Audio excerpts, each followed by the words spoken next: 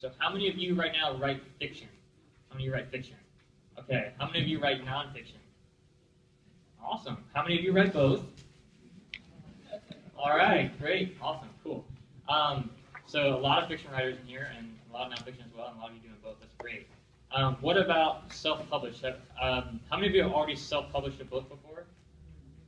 Wow. Half of you at least. Okay. Awesome. How many of you have traditionally published? Good number. Awesome. How many of you have not published a book yet? Awesome, cool. How many of you haven't started writing yet? You got one. All right, awesome. Cool. Well, welcome. I think you're all going to love the talk. No matter where you are, you're going to find some awesome information in it. I think it's really going to help you. So tonight we're going to talk, or this morning, I guess. We're going to talk about numbers, and I'm not going to keep it boring. I kind of like math, but I'm going to keep it fun and educational for you, and you're really going to get a lot of helpful information about it. So. Like, if you don't understand the numbers and the data of what sales are doing in different markets, it's going to be really hard to make good business decisions. And I'm all about getting educated so you can make the right business decisions for you, so that so you can actually turn writing and publishing into a profitable career rather than a hobby where you're spending all your money but not earning any money. Does that make sense? So the more you know, the better decisions you're going to make. And again, you don't need to memorize the numbers I'm going to be sharing with you. It's not important to know whether it's $4 billion a year or $10 billion a year ebook sales. That's not what's important. What's important is you understand kind of the patterns and where things are going, right? Whether it's the numbers 4 billion or 10 billion is not going to make a difference in your decision tomorrow, but understanding where things are headed can help you make a better decision, right? Does that make sense? Okay, so my story. Some of you were here in the panel the last hour, so you heard, so I'll go over it really again, just real briefly for those of you who weren't. I started writing my first book when I was 19, and it is embarrassing because I could not get traditionally published. Like, I tried so hard to find a publisher, to find an agent to represent me, and just could not get a publishing deal, no matter how hard I tried. And I really gave up on my dream. I was really depressed. I did other work that was kind of enjoyable, but wasn't really my dream, my passion. And now writing and publishing is my dream and passion I love to do. And it all changed for me about 3.5 years ago. A friend of mine just mentioned offhand, why don't you just self-publish your book on Kindle? And I had a Kindle reader since basically the day it came out. I've been reading ebooks for years. But I didn't know that it was going to be easy and simple to just publish my book on Kindle. And so I read every book I could find, every blog article I could find on self-publishing, and published my first book on Kindle. But I was so embarrassed I didn't want to tell anybody that I had actually self-published my book because I was really embarrassed that I couldn't get a traditional deal. There's still this big stigma a couple years ago about self-publishing. There's still kind of that, but it's really disappearing. I've noticed a lot of the conferences I've attended. And for good reason. I'll share the numbers with you today. But long story short, I checked back a month later, and after not telling anyone about my books, didn't tell my family or friends or anyone, I sold 11 copies of my first book. And yeah, I was jumping up and down. I was so excited because I saw the potential immediately. I immediately realized this is the way I can get my message out to the world and make money doing it. So I can spend my time doing things that I love, like writing and teaching and educating, and not doing things I hate to do. And keep the secret at the same time. What do you mean? And keep it a secret at the same time from friends and family. Right. Exactly. Well, now they know the secret's out. Yeah. So from that moment, as soon as I saw 11 sales, I started focusing every day. I was writing every day. I was marketing, promoting every day, building my business. And that first year, I published 12 books. And it might seem like a lot, but I write nonfiction. So they tend to be shorter books, so 40 to 140 pages is my average book range for a page count. And I also had tons of manuscripts that were just like sitting on my computer that were like 80% done or half done that I never had the motivation to finish before because I didn't know how to publish them or make any money with them. But as soon as I saw the vehicle to publish my ebooks and actually get them out there, I just, I was like, let's get it done. Let's finish that manuscript. Let's finish this one. And it was just so fun and so exciting for me. And in 12 months, I had my first $12,000 plus month earnings from ebook royalties alone. That's just ebooks. That's just on Kindle. I had other revenue sources as well for my books. So that's kind of my success story, and that's how I got to where I am today. I was in Ecuador with my brother, and this was when I was in college. It was about 2 years after I wrote my first book, and could not get a traditional publishing deal. I was really depressed. I wanted to drop out of school. I didn't want to write anymore. I didn't know what I was doing in my life, so I went on this trip with my brother to kind of get my mind off of things, and it was an awesome trip. So I got to stay with the Orani tribe in Ecuador, which is this like one of the most remotest parts in the world. It had been totally uncontacted by Western civilization until like the 1960s. So it's like totally wild out there, and they have animals as pets. And one of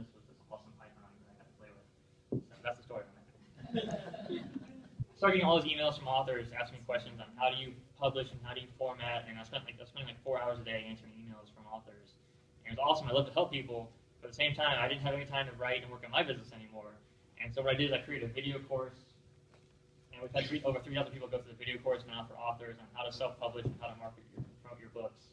And then about half of the authors went through the course and said, I love the course, I love all your trainings, but I don't want to do the online marketing stuff and all the search engine optimization, all that technical stuff. Can you do it for me? And so that's why I started TCA Publishing about 1.5 years ago. And this is the information I'm going to share with you in this talk tonight, is the information we use in my publishing company, for my own books, for my consulting clients. This is the data that we use to make decisions about what markets to go after. So it's going to be really useful stuff for you. Okay, there's a few caveats before we get into the data. First of all, none of the stuff is necessarily comprehensive. The publishing industry is so big and so scattered that it's pretty much impossible to get exact sales numbers for U.S. sales, let alone global sales. So numbers might be off a little bit just based on whatever company or firm or organization is doing the research. So just understand that. And a lot of stuff is biased too. So some organizations are biased more towards traditional publishing, some are biased more towards self-publishing. I'll try to give you an idea when we do the different graphs. And there's also huge variations in sales numbers and growth among different genres, different niches, and different markets. So I can't go into every single market in really in-depth detail in this talk, so just understand that. So if you're in a tiny niche market, you want to do more research on your own about your particular market. If you're in a big market like romance, it's really easy to find information about that market because it is so huge. Okay, so this is the chart that changed everything for me. This is from an Amazon talk a couple years ago, and this is the chart of sales, physical book sales, and Kindle ebook sales on Amazon. So the yellow line there going up pretty steadily is physical book sales on Amazon, and the orange line that looks like a hockey stick going straight to the moon is ebook sales on Amazon. And one thing to understand about this chart is that this is the number of books being sold. So it's not about how much money being spent, it's the number of books being sold. So the average price of an ebook is much less than the average price of a physical book. So now Amazon is selling about anywhere from 1.5 to 2 ebooks for every physical book, but because the pricing on average is less, people are still spending more money in the United States on physical books. But chart makes it pretty clear the future is ebooks, that's where it's headed. And that's the chart I saw about 2.5 years ago, just after I first started publishing my own books. That made me realize, hey, ebooks are the future. And really that growth is coming from tablet devices. So if you saw Julie talking before, she's always talking about, her phone, the future is the phone, the mobile devices. That's where people are buying ebooks now. And that's what's really driving growth in the future. So I know some of these charts are kind of complicated. I didn't create them, blame PricewaterhouseCoopers. But then thank them for all the awesome research they did, right? So I'll explain this to you. So this is a chart of ebook revenue globally and print/audio revenue kind of combined. So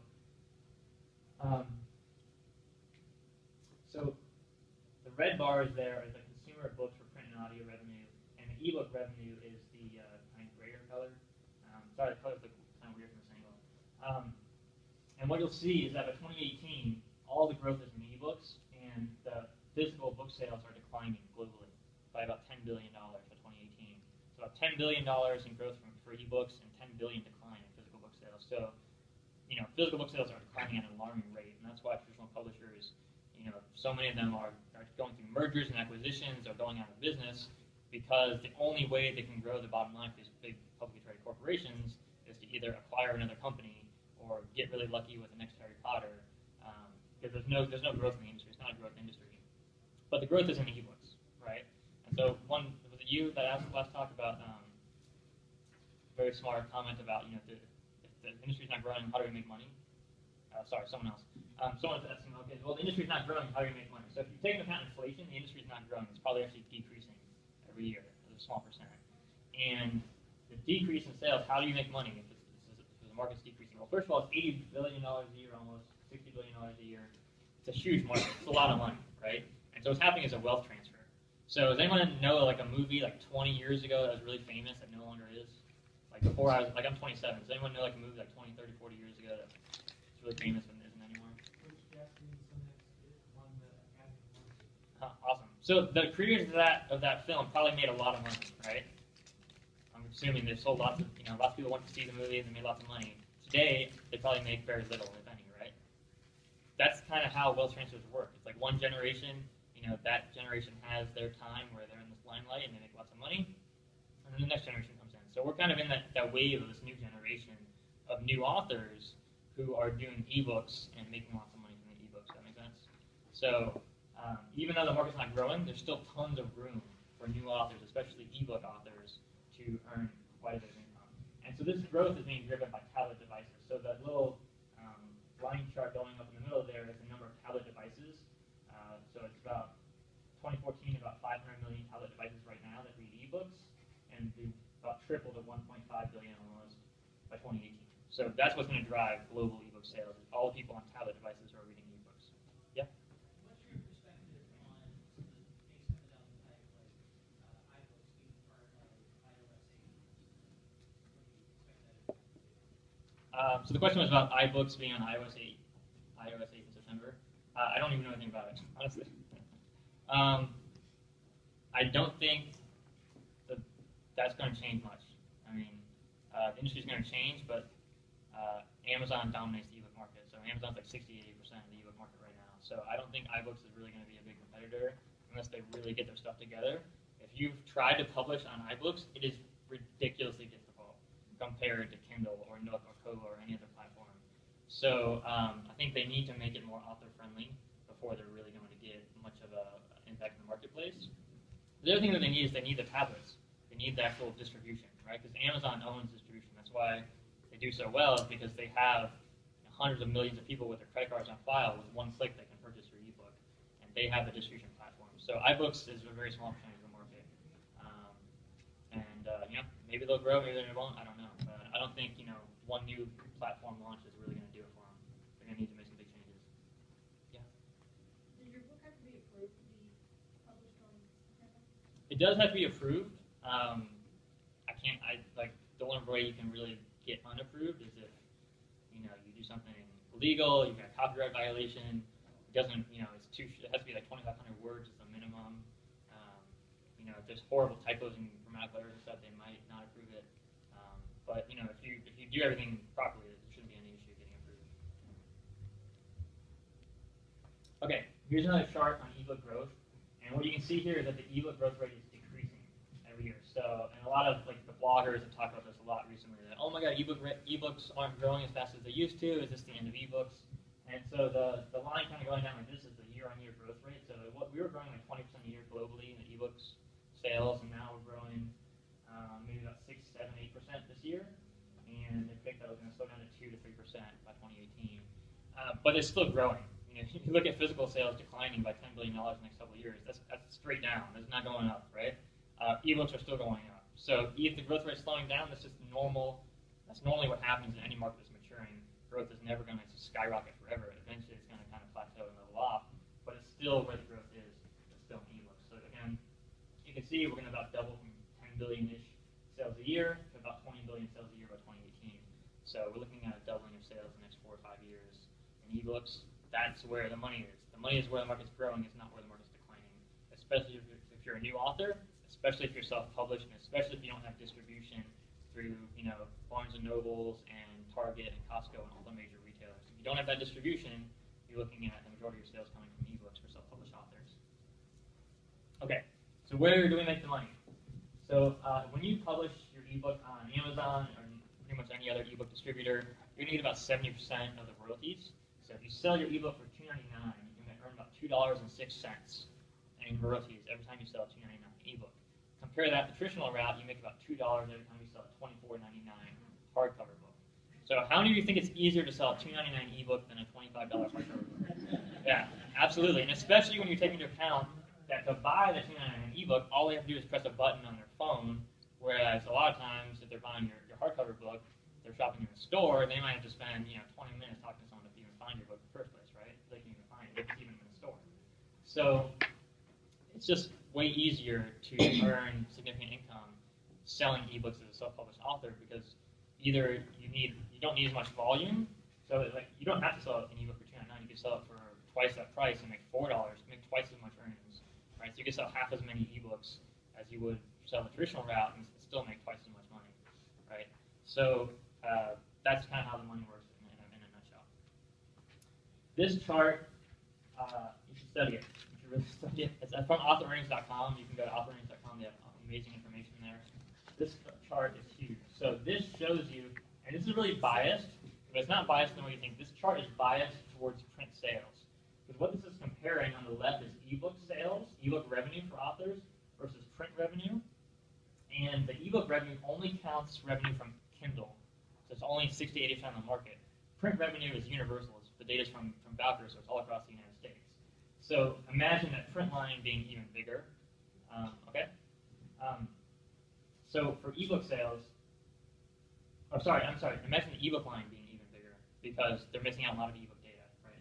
So for ebook sales, the green bar at the top is the cut that Amazon is going to take from your royalties, and the big blue bar is all you can keep. You're going to keep 70% if you're self-published.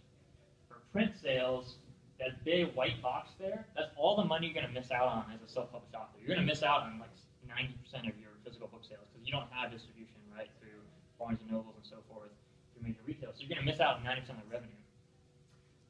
But even though you miss out on all that revenue, all the earnings from ebooks more than make up what you would earn over here. So this is combined ebook and print royalties for a traditionally published author. So this is what you're going to earn from print books, and this is what you're going to earn from ebooks. So you're going to earn, even if you're traditionally published in most markets, you're going to earn more money from ebook sales than from physical book sales. So even if you're traditionally published, ebooks are still your big money maker. If you're self-published, you're going to earn like 90% of your earnings from ebook sales, and that very small sliver right there is going to be print sales. Does that make sense? And this is just the market average right now. This is what I've seen with my own books, all my clients. It's pretty typical. So a lot of authors say, oh, I'm so scared. I don't want to miss out on this huge chunk of revenue right here. But you got to realize the publisher's only paying you 10, 12% royalties, right? So you're not getting most of that money. You're getting only a very small percentage of that money. And the vast majority of the money now is coming from ebooks and going straight into the pockets of self-published authors. So this chart shows you that self-published author might earn 50 to twice as much, 50% to twice as much as a traditionally published author if you're selling the same amount of books at the same price points, right? Same amount of ebooks, but you're selling a lot less print books. Does this make sense to everyone? Yes. Is that clear? Yes. Yeah. Good question. Is the difference between ebook publishing and self-publishing is just that with self-publishing you have ebook and print? So ebook publishing isn't technically a term that really means anything. It means you're publishing an ebook, but that could be self-published, could be traditionally published, right? So self-publishing is just you are the publisher. You publish your book yourself. You use a distributor like Amazon or iBooks or another distributor to publish your book. So yes, as most authors use it, they're synonymous, but it doesn't technically mean the same thing. Does that make sense? Yes. Yeah. Any other questions about this? All right. So here's a chart for author earnings by genre publisher. Again, it's on authorearnings.com. It's a great website, lots of great data. And what you'll see here is the breakdown of different genres and what kind of authors are earning what kind of percent of the market. And this is just for best-selling ebooks on Amazon. So this is not the entire market. This is just bestsellers on Amazon. So it's kind of a small percentage of the market, but it's the books that are selling the best in ebook format on Amazon. So you look at romance there, 66% indie published authors. 66% of the sales of best-selling ebooks are from indie published authors in romance. So indie published authors have completely taken over the romance market in ebooks. I mean, not completely, but now the majority of the sales, which is huge. The purple boxes there are big five publishers. So the big five publishers are like 18% of the romance market, and then smaller medium publishers are about 78%. Amazon published, which means they have an Amazon imprint, so about 7% of that market. And then uncategorized authors are probably just, again, indie published authors most likely, which is just a tiny sliver. So that's huge. On the left side, is that thousands or millions? That's thousands of dollars earned every day. Every day? Just daily earnings, yeah. Wow. Just daily earnings. And this is just best-selling ebooks. So they're just the ones that rank on bestseller lists on Amazon. There's probably millions of books that don't rank on the bestseller list that aren't counted in this data. So it's a lot of money. It's a lot of money, right? Mystery, thriller, and suspense is about 23% indie, 54% big five published. So this is the kind of the one market that still big five publishers dominate. Still dominate this market in ebook format. And of course, in print sales, they're going to dominate pretty much most markets because they have distribution to major retailers. But for ebook sales, it's a totally different story. So mystery, thriller, suspense, big five publishers are still doing really, really strong there. Indie publishers have still got 22% though, which is a big chunk of the market. nonfiction, 26% indie, 34% small and medium publisher, 35% big publisher. So it's really kind of an even mix there. And then science, sci-fi, fantasy, again, dominated by indie publishers. Like Hugh Howey. Has anyone heard of Hugh Howey? Yeah, Wool. He wrote Wool. He sold 2 million copies now, I think. Self-published author, and he's big on self-publishing and the sci-fi fantasy genre. 29% big five published there. And then these tiny markets here is children's books and literary fiction.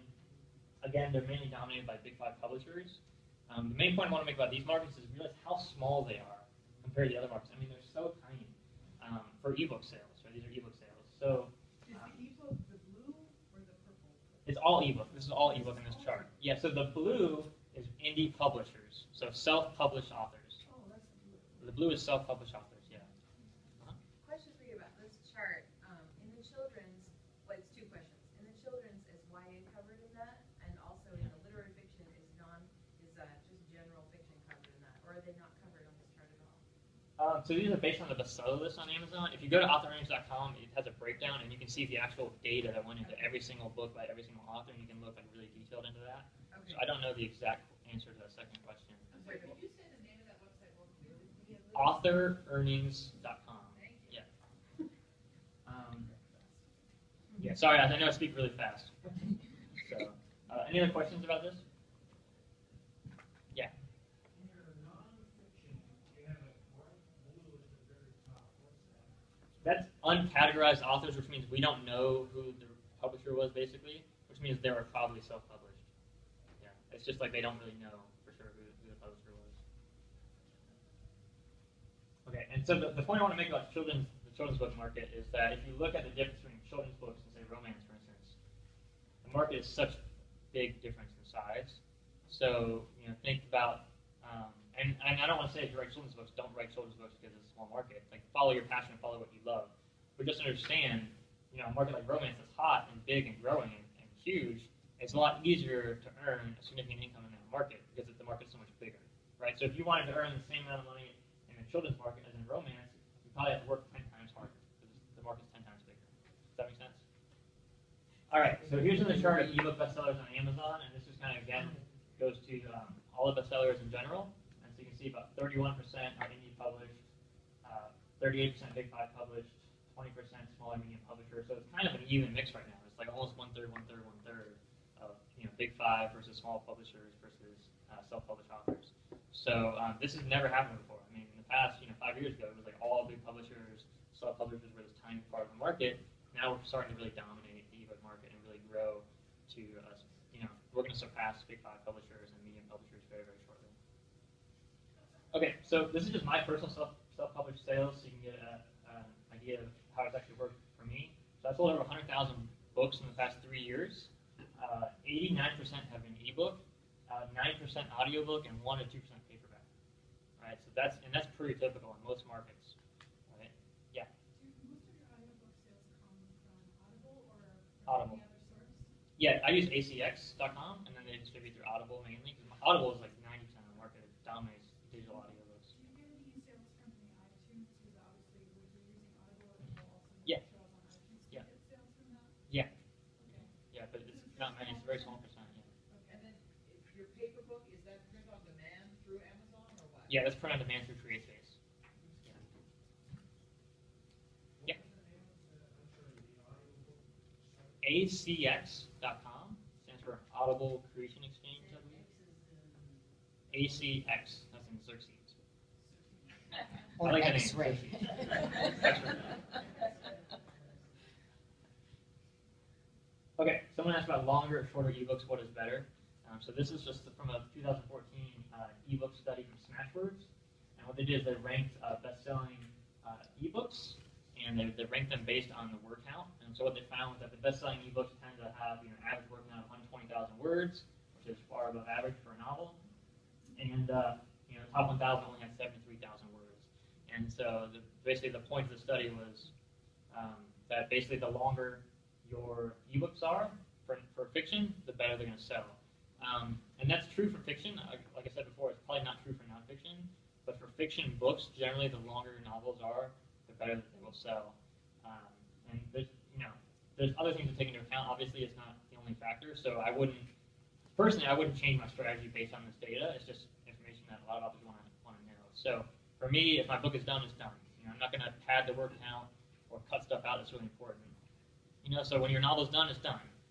But just understand, if you have a 140,000 word novel and your agents are saying, hey, we got to cut this back to get a traditional deal, and you decide to self-publish, you don't need to cut back just because traditional publishers would do that. As a self-published author, readers are saying, hey, we love those long books, we love those long novels, and we'll buy them and they'll become bestsellers. Makes sense? So longer novels can do really well. For nonfiction, I don't think it's such an important. I don't think length is really what's important. What's important is that you solve the reader's problem for nonfiction. Yeah. Earlier you said that raw ebooks were 40 to 100 pages. What is that in word count? So like 10,000 to 40,000 words. Yeah. Okay, how much does it cost to self-publish? Anywhere from $5,000 to $5,000. Could be even a lot more than $5,000. It really depends what you want to do and how you do it. So my first ebook I published for $5. How I did it, I posted it on Kindle only. So I wasn't doing paperback, I wasn't doing audiobook. I kept it really simple, one platform, just on Kindle ebooks. And I did all the editing myself. I had friends and family who helped me edit. I did all the formatting myself. I taught myself how to format books. And you can learn that too at ebookpublishingschool.com. I've got a free video training course on how to format your ebooks, how to publish them on Kindle. So all the technical stuff. Yeah, ebookpublishingschool.com. So all the technical stuff I teach you there. And it's actually me on the computer, so you can actually see, like, click here, click there, and you just follow along the whole process. And the $5 was cover design. I'm the worst graphic designer in the world, so I would never design a cover. But I went to Fiverr.com, Fiverr.com, and got a really cheap $5 cover. It wasn't very good, but I was an unknown author. I was a broke college student, and I thought, hey, why not go ahead and try it out, right? So that's how I got started. What was the Fiverr? Fiverr, Fiverr.com. And if you are going to use that site, what I would recommend is get like 10 or 20 designers. So you'll maybe pay $100 for $25 cover designs, and then you'll have 20 different mock-ups you can choose from. And then if you want to make changes or edits to one, you can ask those designers to make changes or edits.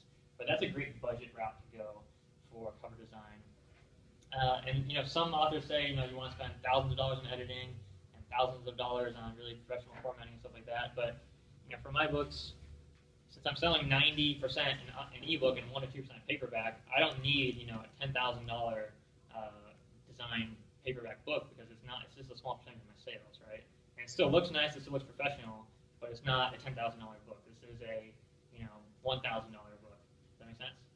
So it all depends on what your budget is and what your goals are for your particular books. But the biggest thing that you should do is get at least 3 quotes for every single project. Don't pay thousands of dollars without getting quotes and talking to different people and interviewing different cover designers and different editors. Because what's going to happen is your next door neighbor is going to say, oh, I'm a great editor, and I'll edit your book for $5,000, and you pay them money, and it takes them 5 years to edit it, and you get it back, and there's all these typos, and you're not happy. Why? Because you didn't do your research, you didn't do your homework, right? And I've seen that happen over and over again with authors. The biggest mistake a lot of self-published authors make is you spend too much money. You hire the first person you talk to because you think, oh, you're so excited, and you're thinking emotionally, but you're not thinking intellectually. So just make sure you interview as many professionals as you can to get an idea of what the costs are for the services that you want, and talk to clients, talk to referrals, talk to authors who have hired those people before, and make sure you're happy with it. Yeah. You did also sales embedded. Right. Yeah, absolutely. It's a great idea to get a sample edit from an editor. Not all editors will do that, but a lot of them will. And so if you are on a tight budget, I wouldn't hire an editor without a sample edit, because then you can actually see what changes they can make for your manuscript. Yeah, it's a great tip. Okay, packaging for ebooks is huge. What was that website What was the website you said for cover? Fiverr.com. Fiverr.com. It's just one website you can use. 2 R's. 2 R's. Yeah, it's 5 and then 2 R's in the end. Yeah. So packaging is huge for ebooks. How do people shop for ebooks today? Right? They're on the computer, they're on a phone, they're on a tablet. They type in romance novel. They see Willow Grove Abbey, which is one of my clients, her romance series. Why do they decide to buy? They look at the title, they look at the cover, and they look at the book and they might look inside the book and read the first 10%, but only a small percentage of readers do that. So most buyers of ebooks just read title, cover, book description, and then they either choose to buy or not. So that's how you maximize your sales, is you optimize your title, your cover, and your book description. Yeah? I'm sorry, I heard you say that a small number of readers actually preview the first 10 pages or 10%. Yeah. Is there any data on that? I don't know. I haven't seen like real data on that, but just from talking to clients and customers and doing our own research, I don't think it's a huge part of the market. So really, your perception from your information is that not a lot of readers are actually using the opportunity on Kindle to review the book before they purchase. Right. I would say probably less than half would. Yeah. I mean, there's still a lot of people are doing that, but it's not everyone. So the number one reason people buy books is word of mouth. And usually, if your friend tells you go buy this novel, you're not going to waste time reading the look inside. You're just going to buy it and you're going to start reading right away. Right. So, title, cover, book description. That's huge. And not the look inside? What role does the look inside play? So on Amazon, have you seen the look inside feature? Someone can click your book and start reading the first 10% of your book. Right? And obviously, if they don't like it, if it's poorly formatted, if there's typos everywhere, they probably won't buy your book. Yeah. So you just want, you want your book freshly done. And actually, Tom, for the look inside, the Kindles you read the first, however many pages they give you, but for print books, It's like a random sample. arbitrary and constantly shifting amount of content. Yeah. It's usually set at 15%, but you get a different 15% every time you look at it. So you don't get, unlike with the Kindle sample, you don't get to just sit down and start reading the first 20 pages. So depending which one you use. When you're setting it up on, say, Kindle, do you pay extra for, say, the reading the sample? No. If you want that on your You don't pay Amazon anything. No. Yeah. For CreateSpace, you might have to pay for distribution or whatever. It's a very small amount. But for ebooks, it's totally free to publish on Amazon. Yeah. Okay, actually, some quick tips. You guys want tips on titles, covers, and book descriptions? Okay, cool. So titles, the most important thing, it's got to be memorable, repeatable, and searchable. The number one reason people buy books, ebooks, paperbacks, doesn't matter, is word of mouth. So no matter what kind of marketing campaign you're doing, the number one reason people are going to buy your books are word of mouth. So what does that mean? Your title has to be memorable, which means if you read the book, so like this book, Secrets of the Six-Figure Author, it's not incredibly difficult to remember, right? So if the book title is, Secrets of the Six-Figure Author and 17 Ways to Earn More Money Selling Books and Everything You Need to Know About Publishing and Marketing, and right, if it's too hard to remember, people won't remember it. And if you can't remember it, it means you can't communicate it to someone else.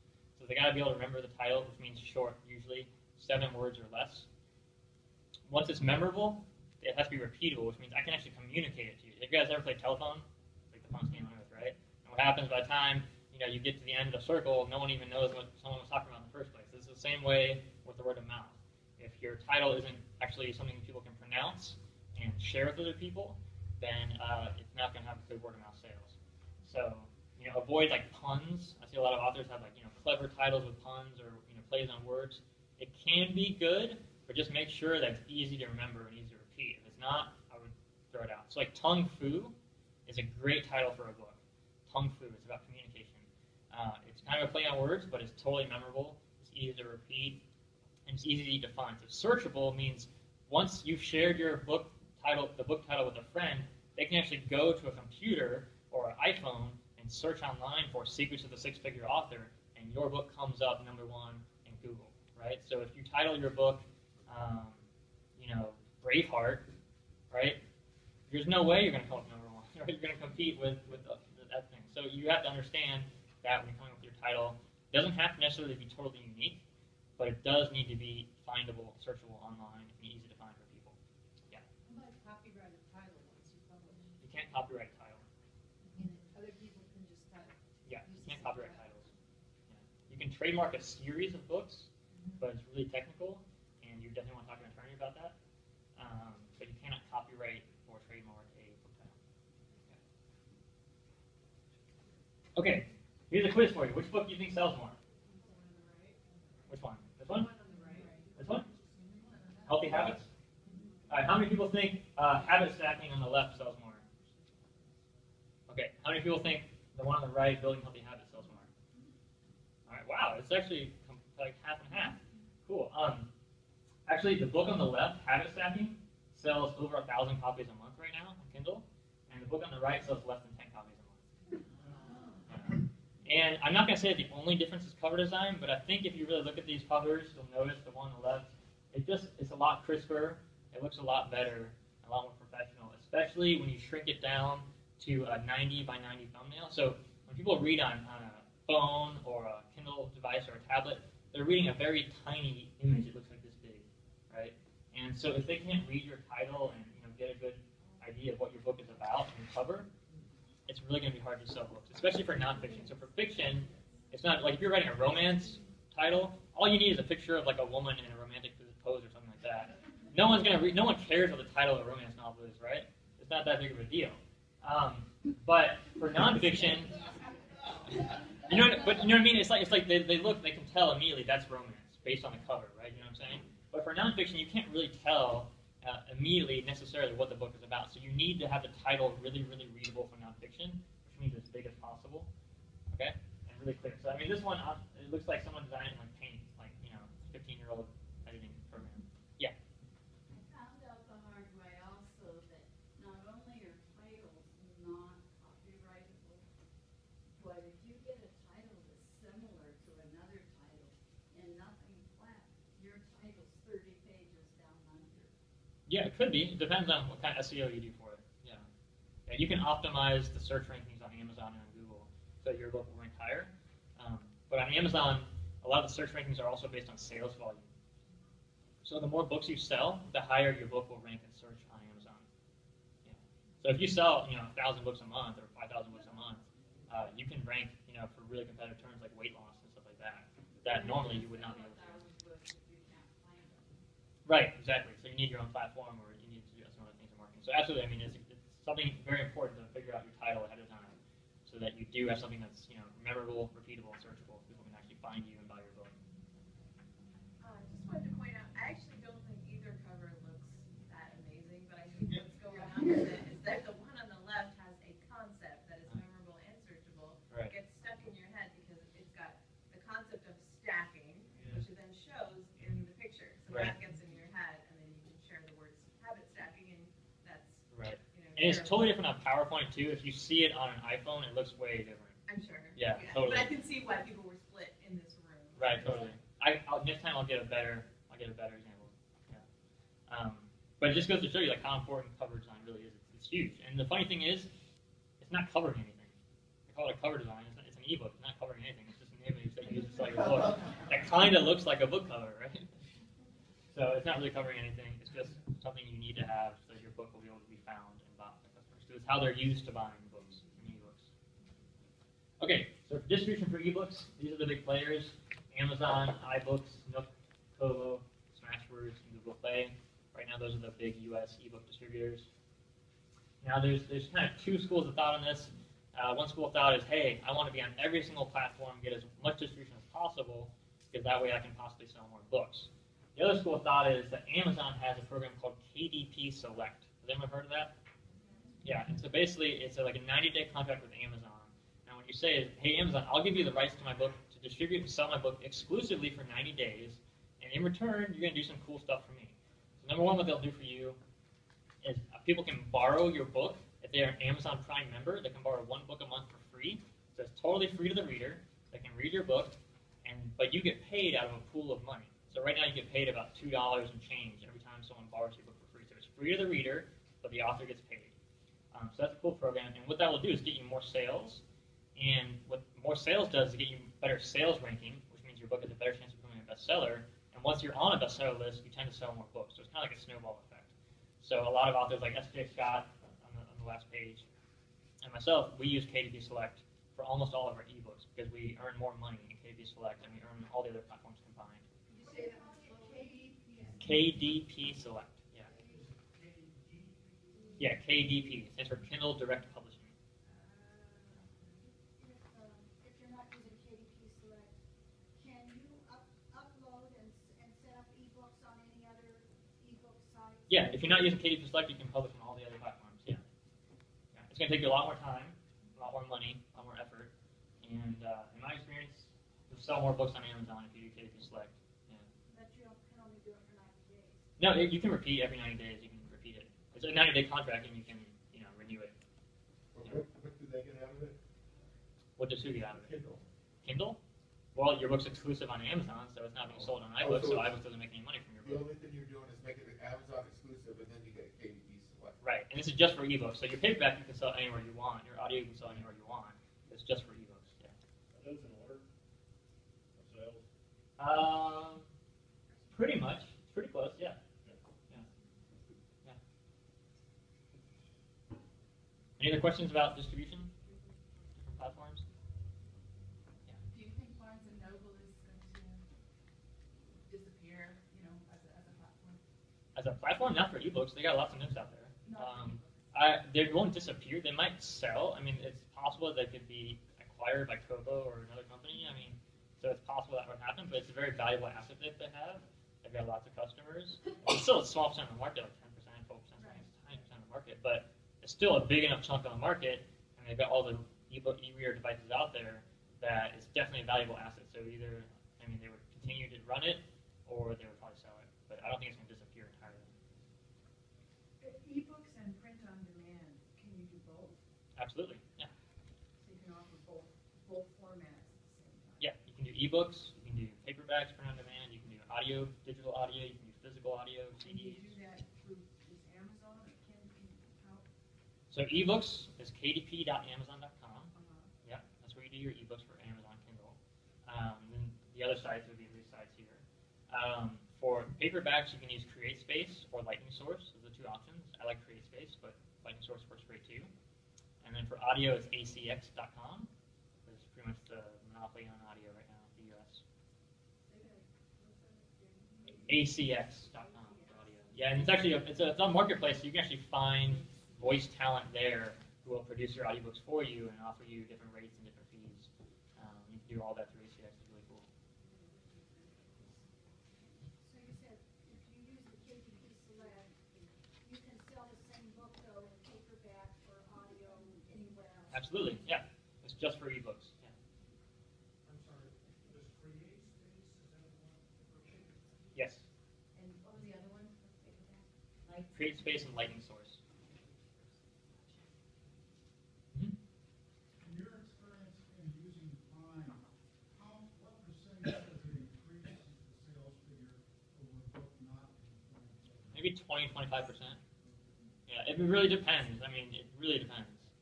Some books might be like a 5% increase, and some books might be a 100% increase. You have to realize that online, things are either viral or not, right? So your book could be this close from a bestseller list and sell very poorly, and then it gets on the bestseller list and skyrockets in sales. And if that difference of Amazon Prime gets you from here to there, and your sales skyrocket, it can be a huge difference in sales. So I can't tell you exactly what it's going to be for you, but average across the board, we're seeing 15 to 25%. Yeah. Okay.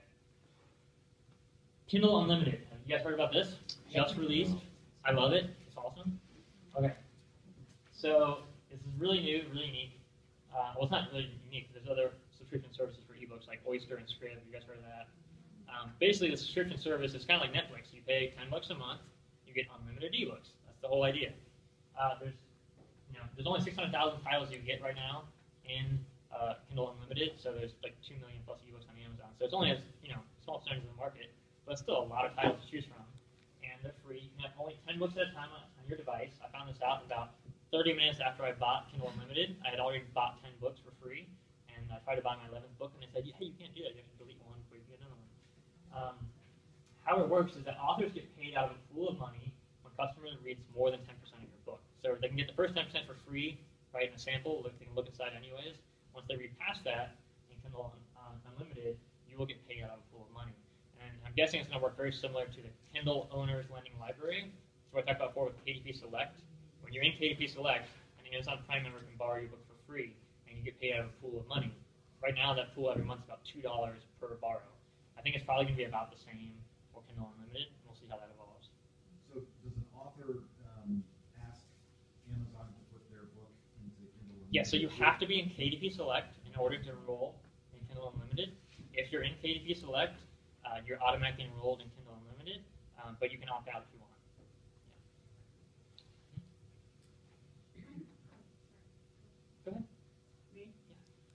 I don't understand the 10 bucks at a time on your device. So, okay, your device has a storage capacity, and which is like thousands of ebooks. But what they're going to do is you get the book for free. So you just go and you click, and it's on your device. It's free. Doesn't cost you anything. But once you have 10 on your device, you have to delete one in order to get more. So you can't store like 1,000 books on your device. So this is a separate storage place? No, it's the same. It's the same device. It's the same device, the same storage. It's just they're going to limit you to 10 free books in this program at any one time. So as soon as you're done with a novel, you can just delete it and go download it. Yeah, it's like Netflix. Yeah. So how often do you pay the $10? Every month. So I've been talking with dozens of authors who are currently in Casey Select and have been telling me their stats on Kindle Unlimited, and it sounds like from that data, if you were already selling well, you sell even more, and you sell really well with Kindle Unlimited, but if you weren't selling well before, it's not really going to make much difference. That's true. That's because everything online is, again, it's that virality factor. So it's like there's this long curve here, and either you're up in this part of the curve where sales are growing and doing great, or you're below it, and it's like that point where you have to break out past that point. And what happens is your message is amplified by the bestseller list and by programs like this. So what Amazon's doing to promote Kindle Unlimited is on every Kindle device now it says, hey, see all the books in Kindle Unlimited. And if your book's already selling well outside of Kindle Unlimited, Amazon's going to recommend your book to new Kindle Unlimited users, right? So if your book's already selling well, when people go to Kindle Unlimited, they're going to see your friends' books that are already selling well recommended in the top 10, and those are the books that most people are going to download. So that's just how it works on the internet now. It's like the better you do, the better you do, right? So you kind of have to break out past the noise, get a certain volume of sales, and then sales tend to snowball over time after that. I suspect if you put your book in Book Club and then had it on Kindle Unlimited. Absolutely, yeah, totally. Yeah. BookBub. Yeah, BookBub is a great, the best advertising money I've ever spent on ebooks for sure. Bookbub.com. BookBub, BookBub.com. Yeah. When somebody downloads your book on this Kindle Unlimited, it counts as a sale, so It does count as a sale, and it does increase your sales rank. get on the bestseller list, it would help. Absolutely.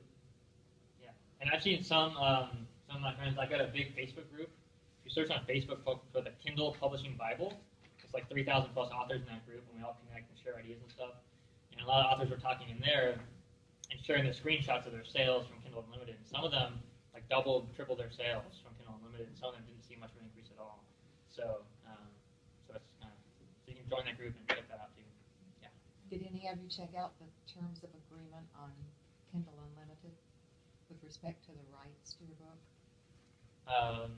No, I didn't read the entire license yet. No. I would encourage everybody in here to read the terms of agreement word by word before using Kindle Unlimited, because some of the rights to your work are no longer your rights. They're Amazon's rights.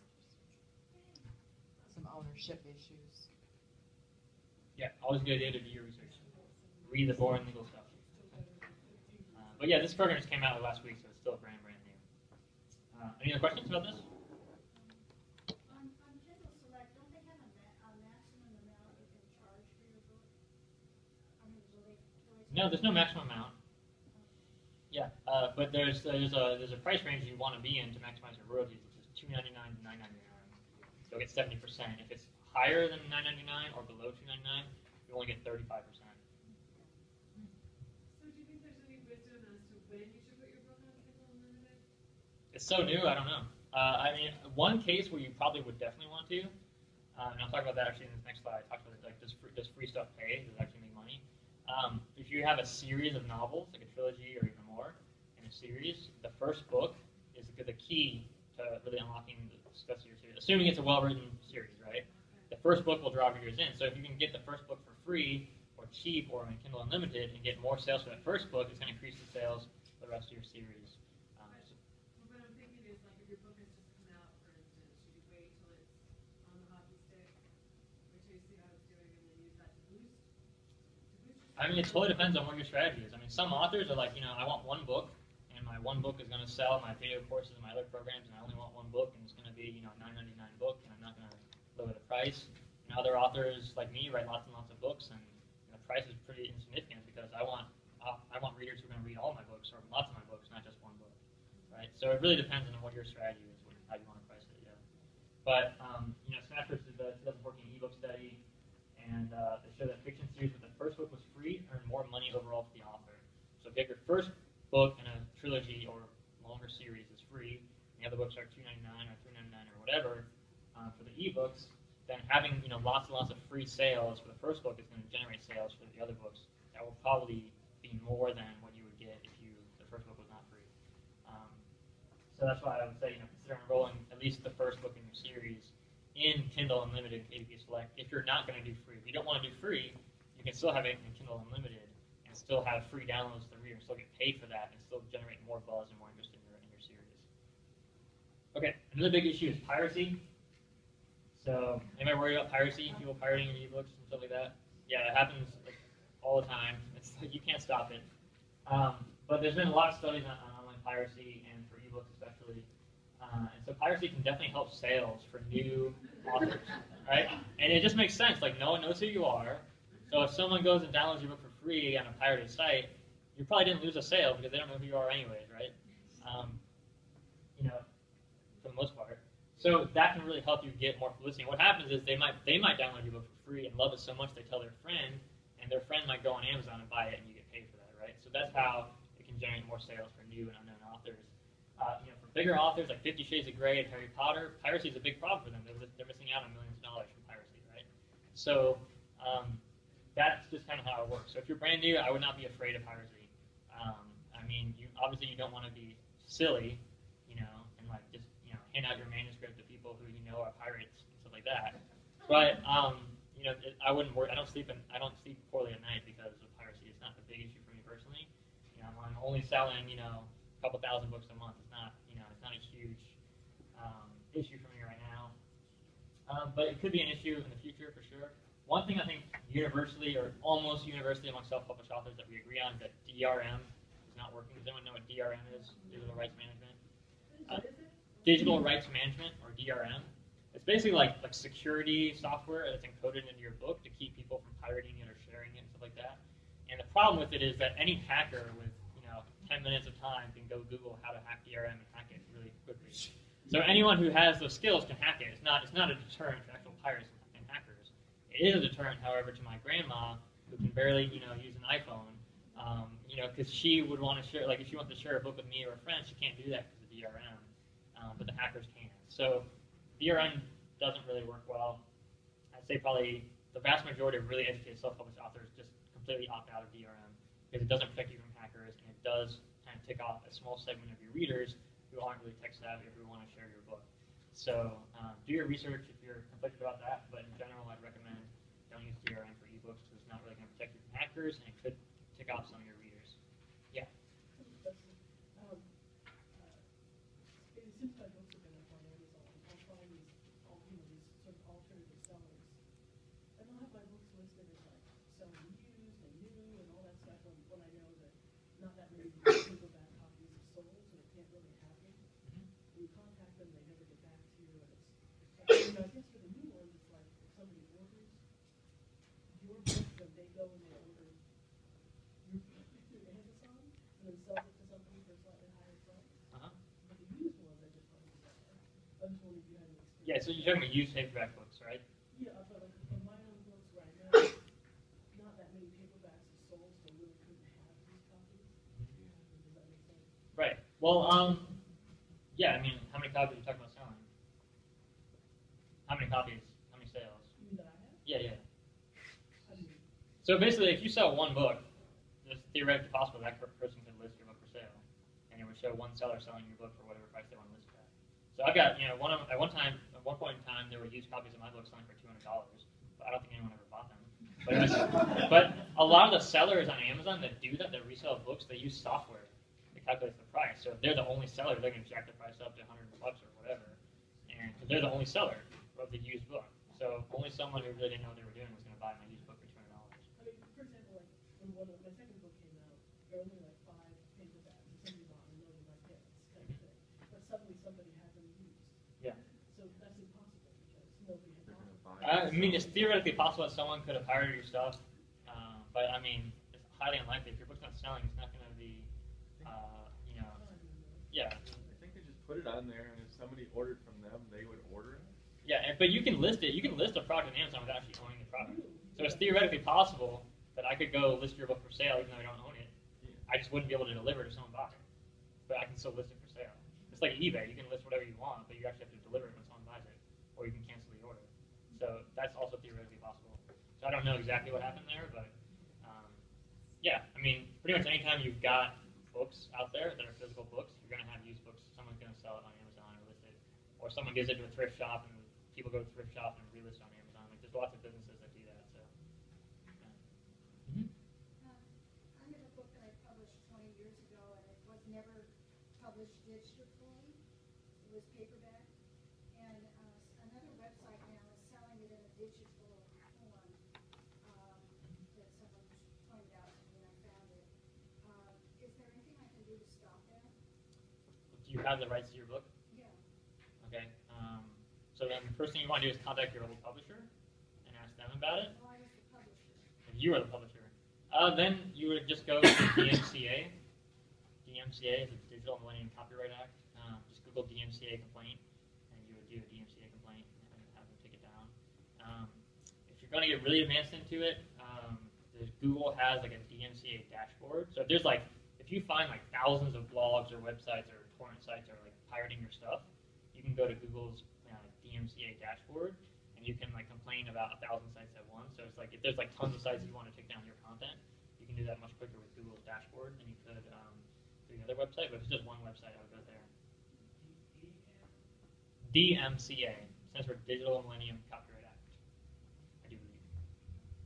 Yeah. Anything else about piracy? Yeah. Copyright, before you put your book on Kindle or whatever, do you copyright it? I personally only copyrighted one book because someone ripped it off, like immediately after I published it. Yeah, I don't worry about copyrights because you own the copyright, and I can't give legal advice, so definitely you want to talk to your own attorney, I can't give you legal advice. But for me personally, I don't worry about it because you own the copyright something when you write. When you create it, you own the copyright. What registering your copyright does, and again, I can't give you legal advice, but what my attorney says is that basically it's a deterrent to people who would want to rip off your stuff. So if you're afraid that some big corporation or some skeezy person is going to rip off your stuff and make a movie out of it or whatever, and you want to copyright it, then what that would do is probably deter those people, because what it allows you to do is go to court, and if you win a copyright case in court and you register the copyright within a certain period of time, then they would have to pay the legal fees if you win the case. But something very small number of cases ever go to court in copyrights, like But if you don't copyright it, how do you prove that it's yours? If they're saying it's theirs. I mean, I don't know. I've never been in a situation, but for me, it would be difficult. Yeah. If you got an email you send to someone, some people say email or mail a copy of yourself, something like that. But for me, I got emails, I got it backed up, I got screenshots, I got the date it was published on Amazon. I mean, all that stuff. Yeah. There's always a digital footprint now today. Yeah. As far as the registering the copyright, I heard the time that when you are most concerned about that is when you're negotiating with Hollywood. Oh, definitely, for sure. Yeah, yeah. If you're gonna go get a movie deal, something like that, and you think your idea is so unique and special that you definitely someone might rip it off if they love it, then yeah, it's like $35 to register copyright. It's not really a big deal. If you hire an attorney, it's gonna cost you quite a bit more. You can actually do your copyright online yourself. Yeah, you can do it online yourself, but even my attorney's like, you probably should hire an attorney because if you do mess it up, it could mess things up. But you can do it yourself for like $35 online. I think it's 35. Did you say a month? It's $35 one-time fee to register a copyright. I thought you said a month. Yeah. Yeah. Okay. Another big issue is file management. So we talked about that a little bit in the channel. But this is huge now, especially the more and more formats and channels and distribution platforms there are, the more files there are going to be. So imagine you've got your book. It's now not going to be a physical manuscript. It's going to be a Word document or a Scrivener document on your computer. So you're going to have one file for your ebook version. It's going to be formatted for ebooks, say for Kindle. You might have another file formatted for iBooks, another file formatted for Nook, another file formatted for Kobo. That's just ebooks, right? Then you got a file that's formatted just for paperback. Then you got a file that's formatted for audiobook, or maybe not formatted for audiobook, but scripted to audiobook, right? And so you have to manage all these different files. And then what happens if you want to do a second edition, and you have to change a whole bunch of typos or add a new chapter? You've got to change every single file, right? So file management is like one of our biggest headaches and time sucks at TCK Publishing.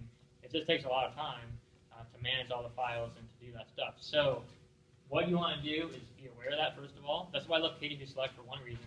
Is like it totally takes so much less money and time and effort to manage all the files because you don't have to worry about having different files for different platforms. So that's one thing to be aware of. It's a crucial business system. Like you have to have it. And I've seen so many authors who lost a manuscript, lost 10 manuscripts, lost everything they had because their computer hard drive crashed or they had a virus or whatever. So back everything you do. All your manuscripts should be backed up at least twice. So I recommend a digital cloud-based backup like Dropbox.com or Box.com. They're both free. If you need more storage, you can pay to upgrade, but it's free for a ton of storage. It's more than enough to hold your manuscripts for sure. So definitely get a cloud-based backup like Dropbox.com, and then get a physical backup. So you can do a flash drive, and the physical backup is besides your computer. So you're probably going to have your files on your computer right now, but just in case anything happens, have a flash drive, have a portable hard drive with all your manuscripts backed up. And this is going to protect you. It's going to save you, because imagine how much time and money and effort you'll lose if you lose your manuscripts. It's one of the worst things that can happen to you, really, if you think about it. So redundancy is a huge principle in nature. It's something I love to talk about in business when I speak. Like we have 2 eyes, 2 kidneys. We don't really need them, right? I mean, in the wild, you can lose a kidney and still function, and you still live. Like nature has redundancy built in, because that's what allows organisms to survive and thrive in a competitive world. It's the same thing in business. If you don't have redundancy, you can lose everything. In one catastrophic event, you could lose all your manuscripts and you're out of business, right? So I try to get redundancy as much as possible in business. Same thing with like cover designers. If you are on a tight schedule with your publishing schedule or whatever, and you only have one designer for your cover designs or one web designer, it's more often the case it's like a web designer. You have one web designer and they're doing all your work for you. What happens if they skip town? They leave you. Your business is gone. You can't do anything for your website, right? So you want backups. I always recommend at least 3. Have 3 people on call anytime you want who can do your web design or different important work for your business, and that way you're not stuck. Because you can get stuck with one person. They don't return your phone calls. They skip out on you, and your business is stalled. Like you have a business that's growing, you don't want to stop growing just because you don't have a web designer anymore. So have a backup in place, or work your butt off to find a backup if that does happen. But redundancy is a big key in business that I found really helps keep you moving forward instead of getting stuck. The biggest thing that get you stuck is like not having the person on call that you need to get the work done. Does that make sense? How crucial is it to have a website in order to be successful on Ebook? It's not crucial. I wouldn't say it's absolutely mandatory and necessary. I think in general I try to avoid rules because the more rules you think you need to have this, you have to have that, you have to have this, the more you're going to procrastinate and not get it done because you're afraid of having to do all those things. You don't have to have a website. So I've got a client, like for Willow Grove Abbey, that series, she's a romance novelist. She doesn't have a website. I mean, I built a little website for her. It's just like a squeeze page to build her email list. She has no website. She doesn't have a blog. She just writes. And she sells thousands of books a month because we do the marketing for her. So if you have the right partners and you have a different strategy, you can do fine without a website. In general, I would say you should probably get one. I mean, it's like, spend the time to learn how to get it. So I've got free training videos on that. It's called blogbusinessschool.com. I teach you how to build your own custom website. It's really important to have a custom website because if your website is on blogger.com or wordpress.com or tumblr.com, they own your website. Read those agreements. Those are big. They own all your content. Everything you put on there, they own it, not you. They can rip it down anytime you want. Blogbusinessschool.com. Yeah. So it costs you maybe less than $75 to build your own website. But then you own it. You own everything on it. You own all the content, all the articles, all the blog posts, and you can sell anything you want. You can do whatever you want. You control it, and no one can take that away from you. You want to own it. So don't put your content on a third-party website because they own your content. So you're saying with this one, if I were to have something that I've written, poetry or anything that I put on this blog, I still own it? Because that's what a lot of people were telling me. Right, they don't own the copyright to it, but they own that site. So they can remove that site, they can delete it. So I had a blog on Google's Blogger 6 years ago, and all these articles and everything. I didn't back it up. I didn't know about redundancy. There wasn't Dropbox back then. I didn't have anything backed up. I lost 100 articles because Blogger decided they would want to remove my blog for some reason. They thought it was spam or whatever. So There's nothing I can do about that because they owned it, right? This one, I am. Yeah, that one you own it. Yeah. Okay, thanks. So when you're saying someone that's putting their blog post onto WordPress, they don't own that content anymore? WordPress is confusing because there's WordPress.com and there's WordPress.org. So WordPress.com is, if your website says, yourname.wordpress.com, it's hosted on WordPress's website, meaning WordPress owns it. WordPress also has a software that you can install on your website, which is what I teach at Blog Business School, where you own it. You're just using their software, but you own your domain. So it's, TomCorson-Knowles.com or yourname.com, right? It's your blog, you own it. So you're still using the WordPress software, but it's not on WordPress's website. Does that make sense? So you have your own hosting. It's called web hosting. Yeah. If you're using Amazon and then doing some of it in self-publishing hard copies, you have to keep the hard copies in your own house. No. Yeah. No. Yeah. So like a couple years ago, you had to do that. If you wanted to self-publish before ebooks, basically you had to spend $20,000. You had to order a minimum of like 4,000 books. You have them all shipped to your garage. You got 4,000 books staying in your garage. And every time someone orders a book, you gotta take it out of the box. You gotta sign it. You gotta pack it. You gotta ship it. You gotta collect money from the customer. You don't have to do any of that anymore. It doesn't happen. So it's called print on demand. CreateSpace does that. Lightning Source does that. And what happens is you just send the printer the files, and anytime someone orders, they will print the books after the customer orders and pays for it, and they'll ship it out right away. Yeah. Or if you want to order your own inventory, you can order your own inventory anytime you want. So my books here, these are all CreateSpace. So these are only printed because of this conference. I wanted them to have shipped here to this conference. When they do that, do they handle the sale also then? Yeah, if you sell it online, then yes. If you sell it on Amazon, they handle the sale. They just pay you percentage royalty. You don't do anything. Yeah. If you sell it like at an event like this, then I got like cash or credit card or whatever. How do you get paid from Amazon? They just do it digitally? Do they send you a check? They can either send you a check or they can do a wire transfer. I like wire transfers because it's a lot easier, especially because Amazon has different stores for ebooks. So there's a different store for Amazon.com, Amazon UK, Amazon Japan, Amazon France. That's a lot of transactions every month, depending on how much you're selling in each country.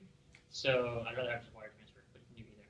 So there's a wire transfer every month? Or it's not technically a wire transfer; it's an ACH transfer, the same thing. Yeah, yeah, every month. Okay. Yeah.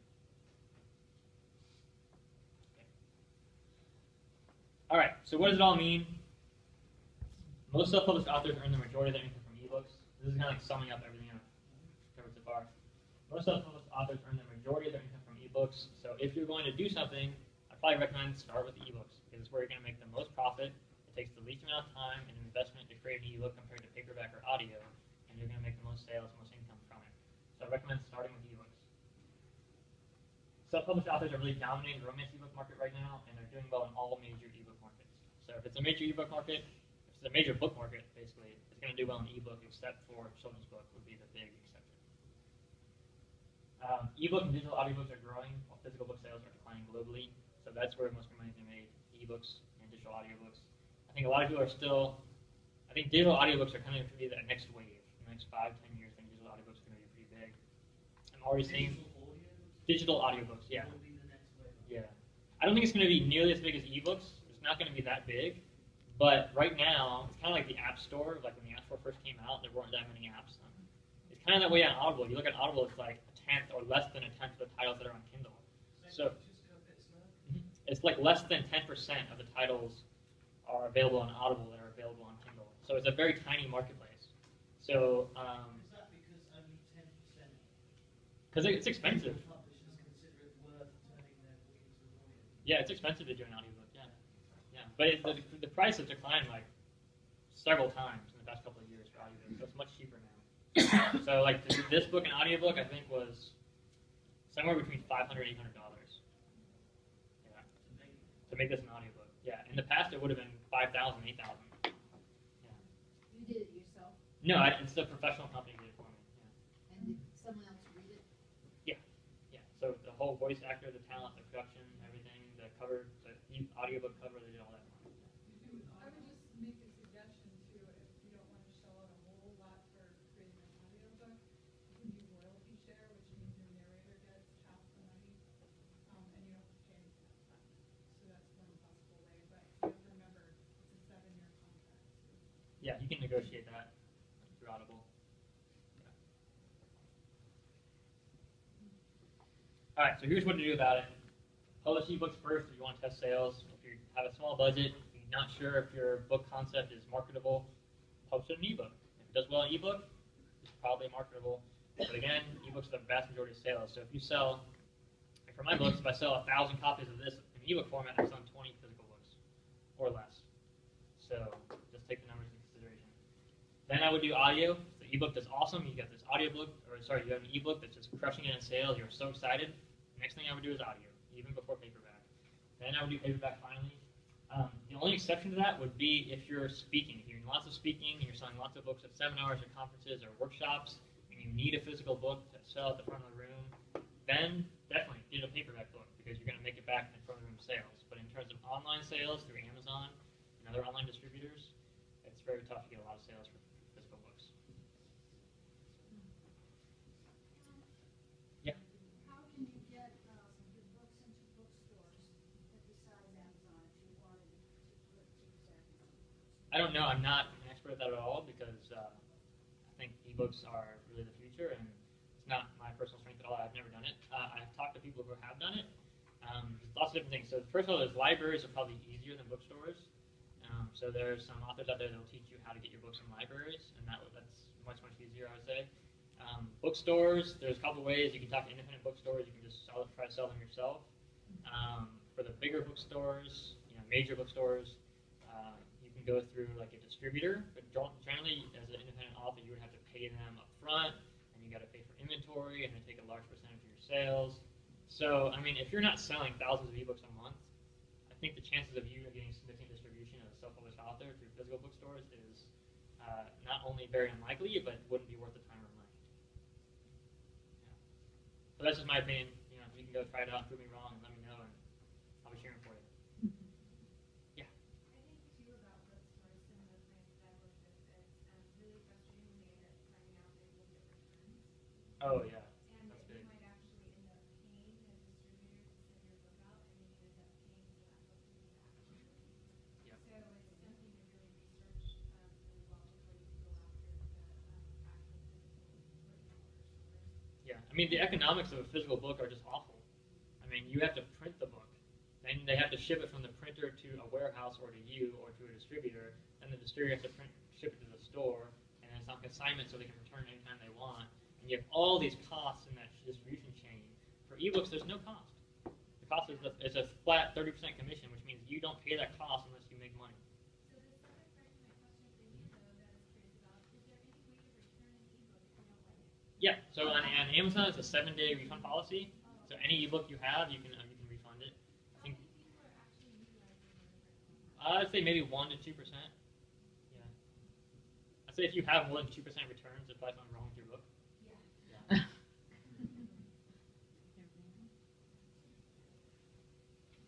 Any other questions? Yeah, I'm concerned about the WordPress.com. Yeah. What do they own? Well, they own the website because it's on their domain. So if your website is yourname.wordpress.com, it means it's on WordPress's domain. WordPress owns that domain, which means they can do anything they want with any web page on there. They're not going to change your content or edit it or make you look silly. They could delete it though. They could delete everything you own. They could say, hey, your blog is spam. Hey, we don't like your blog anymore. Hey, we're shutting it down. And they can shut down your site. Republish it or No, they can't do that. No. They can't prevent you from. Right. No, they can't prevent you from doing that, but they can shut your site down. And the other thing that they can do is they will prevent you from building your email list. So you cannot put an opt-in form. You can't use JavaScript and HTML to put an opt-in form in your website. If you know what that means, it means basically you can't build your email list. And that's the number one thing your website should do is build your email list. I just started an email list on a.com on WordPress. You can put a sign using MailChimp. You can use an image. You create your own image. Right, but then it links to another page, right? Exactly. Right, so but you still your got conversion rate is going to be way lower. I beg your pardon. Yeah, it really is. It's going to be way lower. You don't know what I've gotten in just a week. Well, I'm proud of you for getting that done. Thank you. And I've done tons of tests on marketing. And for building email lists. your information, were you the one asking the question about WordPress? Yeah. If you back up your blog on WordPress to a flash drive every month, every 2 weeks, every week, however often you feel like you've got enough content there that you want to protect, you will have everything that's on that blog. And if they do shut it down, which is rare and seldom, then you have what you put on there, and you can take it and put it somewhere else. But you would miss out all the links and all the link building you built up and all the SEO and everything. You would miss out on that. You make it sound so horrible, and it is I'm not. just letting you know because it happened I'm to me. a happy I'm just letting you know because it happened to me. customer. I don't want you to. I don't want you to build a business and then have it taken away. I was confused. I thought if I put my words up there, I wouldn't own it anymore. That's what I thought you said. No, you don't own the website. You keep the content and you own that content. You But let's own say, the like for my in my instance, my example, I owned that content, but I didn't back it up anywhere. So as soon as Google deleted it, I couldn't get access to it, which means it disappeared. The other thing you can do is get a copyright through Creative Commons, put on your blog to protect anything you've put on there. And it's free. But back it up. Seriously, it's a very simple. On WordPress, I write in the text editor and then just like Copy and paste. But once it's published, it's your content, but you still want to back it up. It's like everything else on your computer. You want to make sure you've backed it up. They encourage backing it up. Any other questions about that? What about the service like for a blog where they can search the internet to see if anybody's taking the time? Do you think that's... Yeah, so copyscape.com does that. They have a free, like a free one, which you can basically just check your website, which is free. There's a premium one, so if you want to check like a manuscript, so sometimes like publishers or bloggers might use that. So if someone sends you an article they want to post on your blog, you could pay Copyscape like 5 cents every time you do it, and they would tell you if that content was taken from plagiarized somewhere else. Not plagiarized, but they use a robot to see if that text appears exactly in the same. Are you saying Copyscape? Yeah, Copyscape. COPYSCAPE.com. And what about scraping? Scraping? Do you know anything about scraping And what- on blogs? Yeah, so there are blog scrapers. There's all kinds of Right. things. What would you use to see if that was happening or to Copyscape. prevent it? Same thing? Yeah, Copyscape. Copyscape is what I use to see if it's happening. Copyscape. COPYSCAPE. That's what I would use to find out if someone's stealing my content from my blog. And then I would use the Google's DMCA dashboard notice. DMC. Yeah, I don't remember exactly. Google's got weird URLs. It's Digital Millennium. Yeah, but if you Google DMCA dashboard, if you Google that phrase, Google DMCA dashboard, it has a dashboard, and that because if there's like 1,000 links, doing it one by one is, it's gonna take you all day, and you probably won't get it done. But with DMCA dashboard, it's still gonna take a couple of hours, but it's gonna be a lot faster. Do you do that regularly with your blog? No, not with my blog so much. I don't really worry too much about content scrapers for blogs. I worry more about pirated stuff. So I do it like every couple of months. I'll have an assistant do that. But it's not so much the blogs per se. Like it's not the blog post because usually a blog scraper, what they'll do is they'll take like 2 lines or a couple lines from your blog and then just link to your article. And I don't really care about that. But it's when they take my book image and it says, hey, buy my book on Amazon. It's got all my description of my book. But then it's taking them to like a spam site or something like that. That's the stuff I want removed because I don't want any of my readers to go to those websites and think they're buying my book and go to some horrible website or something like that. Does that make sense? Yeah, but in terms of like, there's so many auto blogging softwares out there that people can just take, 3 lines from your blog and link back to your article. I don't care about that. That's actually good, isn't it? It depends. And the sites are probably such low quality since they're automated that it wasn't really added value to your site. That's probably not hurting your site either. How often have you found that people have been misdirected to a spam site? Oh, it happens every day. Yeah. Oh yeah. Yeah. Thousands of websites. Yeah. It's just the internet now. There's all these hackers and software that does all this automated stuff that's not illegal. But I mean, I don't worry about it too much. It's like if you focus on helping people and adding value to your audience, you have a unique message and a unique voice, and they're never going to stop you from getting that out there. So I don't worry about it. I sleep fine at night. I don't worry about that stuff. On a completely separate note,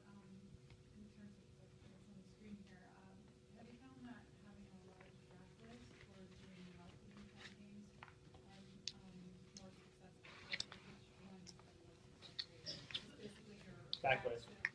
This is your best marketing tool is your book. You can do all the marketing. See, the book is the best marketing tool for sure because every time, especially if you have a backlist, if you only have one book, it's not that great of a marketing tool unless you're selling other things like coaching and consulting and stuff like that on the back end. So someone buys your book and then your book markets your other products, right? But if you have, like, you're a novelist, you probably don't have those other products. So your other products are your other books. So someone buys one of your romance novels, they're probably going to like your other romance novels. And so the more books you have, the more websites you have on Amazon, the more listings you have, you're going to bring in each book is going to bring in new readers. And if they read all of your books, that's amplifying your income. So the fastest way to double, triple your income is write another book. For sure. I found that to be the case for me. For sure. I had one book out and it didn't sell well, and then I had another, and then another, and it started to income. Absolutely, that's exactly how it works. Yeah. So ECK is an ebook publisher? We focus on ebooks, but we do paperbacks and audios as well. Okay, but primarily ebooks? Yeah. So is this an industry? Is what an industry? Ebook publisher? Yeah, I mean, there's lots. It's like hybrid publishing. So I don't know if you were at the panel, but another lady talked about her hybrid publisher. So I think that's more about publishing a physical book. Right there, what's more focus is more physical. Ours is more ebook because that's where the market is right now. Right. So yeah, so there's several other publishers that I know of that do something similar, where they focus on ebooks, and it just makes sense, especially like the romance market. I mean, you've got to be e-focused, and unless you have major distribution through every retailer, there's no. It's either you got distribution through major big box retailers, or you got ebook sales.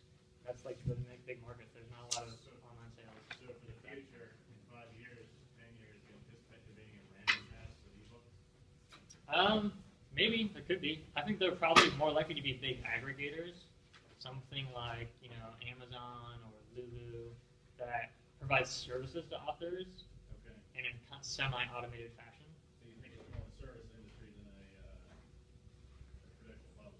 Well, I think there's definitely going to be more options. Whether there's going to be a behemoth, a $6 billion corporation that only focuses on ebooks and provides one-on-one service to clients, I'm not sure. Okay.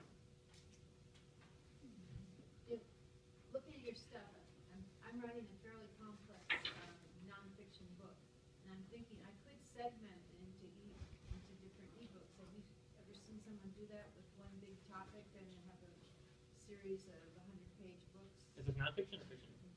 Nonfiction. Nonfiction. Yeah, you can definitely serialize a book. I mean, yeah, I mean, it just depends on you and your audience and your marketing plan. What do you want to do? It could work for sure. It has potential. Yeah. I mean, generally, like, it depends. Most authors, like first-time authors, a lot of us, we make a mistake. We try to put everything we know into our book. And so, especially for nonfiction, it's an issue. So for nonfiction, you really want to focus on solving a problem for your reader. You want each book to solve a specific problem for your reader. So that's why I have so many books for authors. It's like, one book is on the mindset. One book is on writing, one book is on formatting, one book is on publishing, one book is on marketing. They're each separate because some authors only want the marketing stuff and some authors only want the writing stuff. And if I put it all into one book, it'd be a 500, 600, 800-page book. And a lot of authors would say, oh, it's great, but I only liked the 2 chapters on marketing, that's all I wanted, right? So I think if you can niche it down to solving each book solves one particular problem, then I think you might be better with a shorter series of books.